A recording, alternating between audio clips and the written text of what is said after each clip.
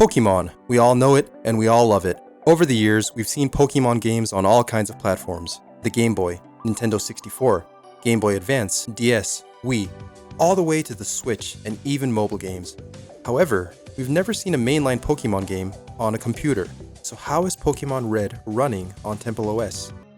To understand all this, we need to go back to 1993, when a man named Terry Andrew Davis started developing an operating system by himself.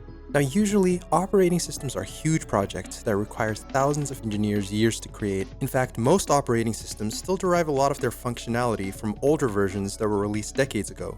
So one man deciding to make an operating system was a momentous task.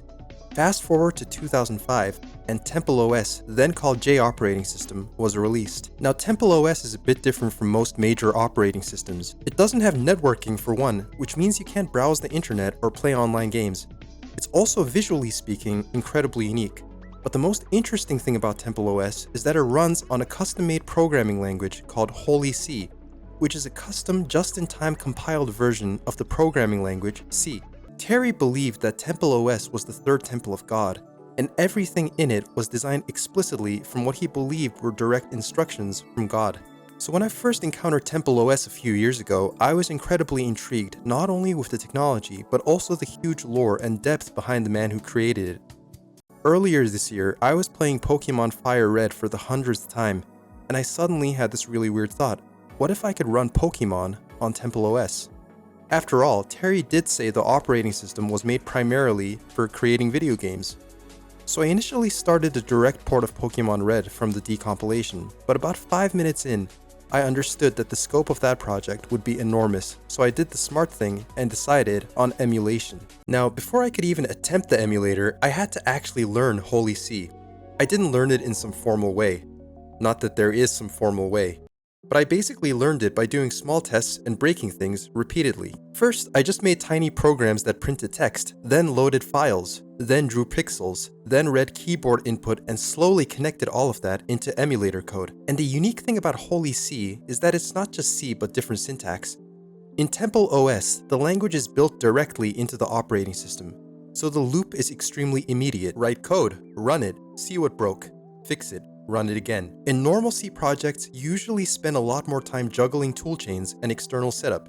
Here, it's all right there, which made debugging and iterating way faster. Now, emulation kind of works like this. Let's say you have a real Game Boy. It has a CPU, memory, and hardware specifically made for it. Now, let's say our Game Boy gets destroyed, but we still know exactly how it works.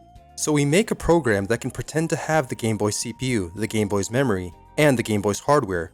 So now we have a program that's pretending to be a Game Boy, but the game ROM, let's say Tetris, doesn't know that it's a fake Game Boy, so it still runs. Thankfully, there already seemed to be a Game Boy project for TempleOS, so I tried to boot Pokemon Red up. Unfortunately, it got stuck on a distorted title screen, and no matter what I did, I couldn't get it to run. So instead of trying to fix code that I wasn't familiar with, I just decided to make my own Game Boy emulator. At first, it was really hard. I didn't quite know if it was working, but over time, I started to see small progress, until I finally got fragments of the intro. Now I knew I didn't have to make a perfect Game Boy emulator. We only needed the opcodes, or operation codes, that this one specific game needed. So the scope of the project was beginning to become more realistic to me, and after some work, I finally managed to get Pokemon Red to run. Now it had a few bugs initially, like running way too slow, save not working, and a few other quirks, but over time, I fixed all of them. The only thing left was to load up a save file with the full Pokédex and challenge the Elite Four.